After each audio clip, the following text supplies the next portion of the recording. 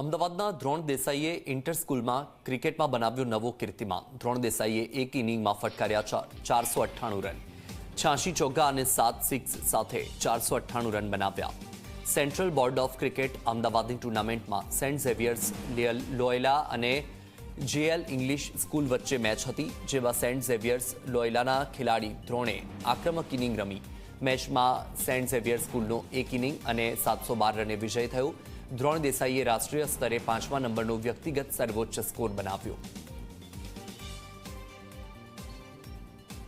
498 run score કરવા એ બહુ જ મોટો અચીવમેન્ટ છે। કોઈ બી પ્લેયર કોઈ બી લેવલ રમતો હોય એના માટે આટલા રન્સ ઊભા કરવા એ બહુ જ ગર્વની વાત છે।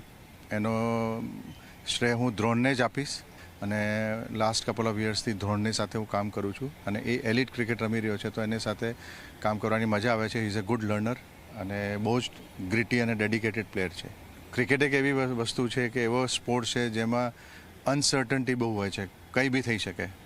સો આ કંઈ બી થઈ શકે એમાંથી એક નાનો ઇવેન્ટ છે અને ખરેખર બહુ જ મને અંદરથી તો હતું કે છેલ્લા 3-4 મહિનાથી બહુ સરસ લોકલ ક્રિકેટમાં બી બહુ સારો પરફોર્મન્સ કરી રહ્યો છે।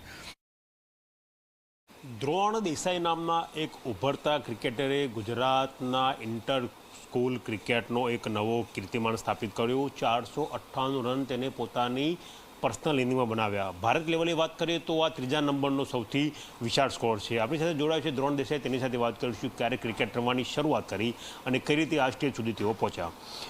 દ્રોણ, ક્રિકેટ લગભગ દરેકનું સપનું હોય કે ક્રિકેટર થવું, કઈ રીતે તને એવું લાગ્યું કે તારે ક્રિકેટર બનવું જોઈએ અને ક્યાંથી શરૂઆત કરી હતી?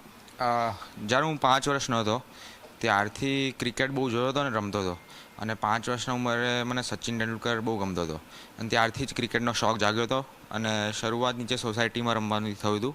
અને પછી 7 વર્ષે હતો ત્યારે મારા પપ્પાએ મને જેપી સરના કોચિંગમાં એકેડેમીમાં જોઈન કરાયો અને ત્યારથી જ પ્રોફેશનલ મારી જર્ની કન્ટિન્યુ ચાલુ થઈ હતી। ત્યાંથી પ્રોફેશનલ ક્રિકેટની વાત કરીએ તો કેટલી ટુર્નામેન્ટ અત્યાર સુધી રમ્યા અને કેવો અનુભવ રહ્યો? જ્યારે હું 12 વર્ષનો હતો ત્યારથી ઇન્ટર સ્કૂલ ક્રિકેટ રમતો આવ્યો છું, અંડર 14, 16, 19 લેવલે।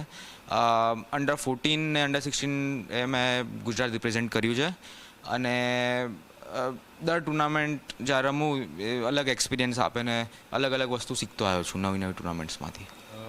શેના ઉપર ફોકસ વધારે છે? ધારો કે અત્યારે તો T20 છે, વન ડે છે, ટેસ્ટ પણ ચાલે છે અને મોટાભાગે લોકો ટેસ્ટ ક્રિકેટ ધીરે ધીરે છોડતા જાય છે, એમાં તમારા 498 રન શેનું ફોકસ વધારે?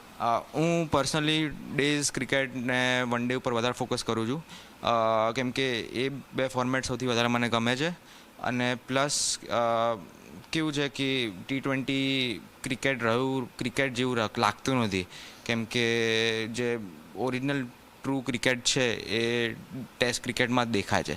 એટલે મેઇનલી મારો ફોકસ ડેઝમાં જ હોય છે અને ધીરે ધીરે મારો એમ છે કે હું T20 ક્રિકેટ તરફ થોડો ફોકસ લાવું। એવું ક્યારે વિચારતું કે 498 જેવો વિશાળ સ્કોર અને ગુજરાતનો કીર્તિનામ તમારા નામે થશે, એવું ક્યારે વિચારતું ખરું?